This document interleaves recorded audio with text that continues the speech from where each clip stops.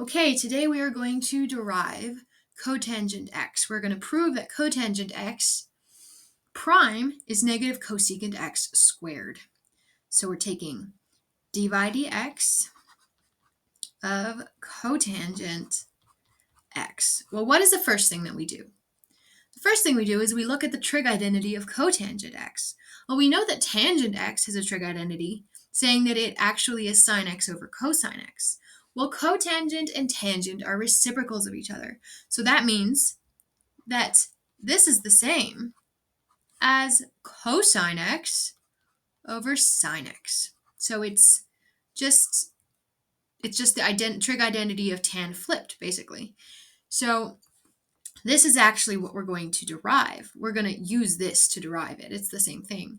We're going to use the quotient rule. And we're also going to use a trig identity to solve this. And we are also going to use the derivatives of cosine x and sine x. So I'm just going to write them all down. So let's remember that the quotient rule, if you have two functions of x, f and g, if you take the derivative of them, it's the denominator is in the denominator squared, and it's also the first argument of the numerator times f prime minus f times g prime. That is our quotient rule.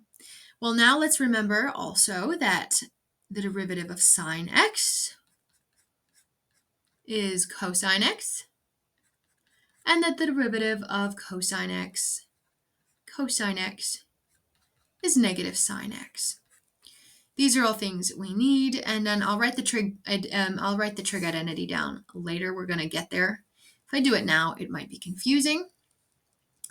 Okay, and then we're going to have this guy, and then our cosine derivative. So now we're all set up to start. So we're going to plug it into the quotient rule. Cotangent x prime is going to be sine x as our first argument on the top. It's our first argument on the top. And how do you know that? You remember that because just think denominator goes in the denominator squared. And then you know that that's the first thing you're going to use up here.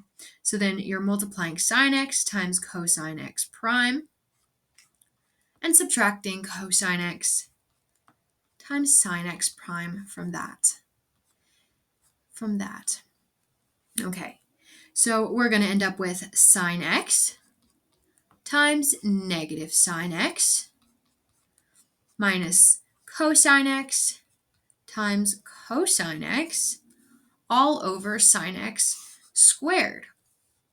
All over sine x squared. Sine x squared.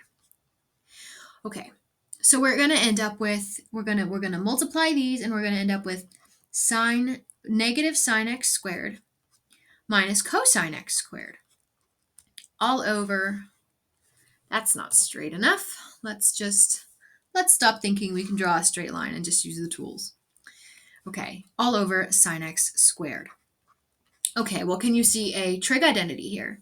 Because I can see a trig identity here if I take the negative out of the numerator. If I factor out the negative, then what I end up with, I'm going to change colors and go up here.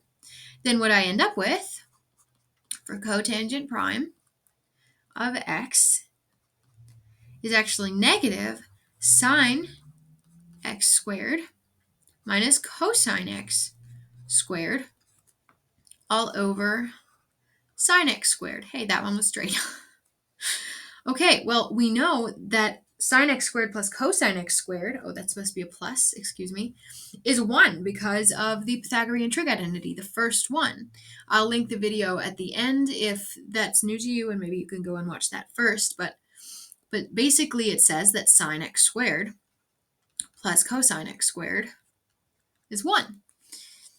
Well, we can use that, and we can just make that 1. So that's what we're going to do. So now we're going to end up with minus 1 over sine x squared. Well, what is that? That is actually negative 1 over sine x squared. 1 over sine x is cosecant. So we just have to plug that in. And for our final solution, we're going to write it all the way out of cotangent x. We get negative cosecant x squared. And that is our derivative.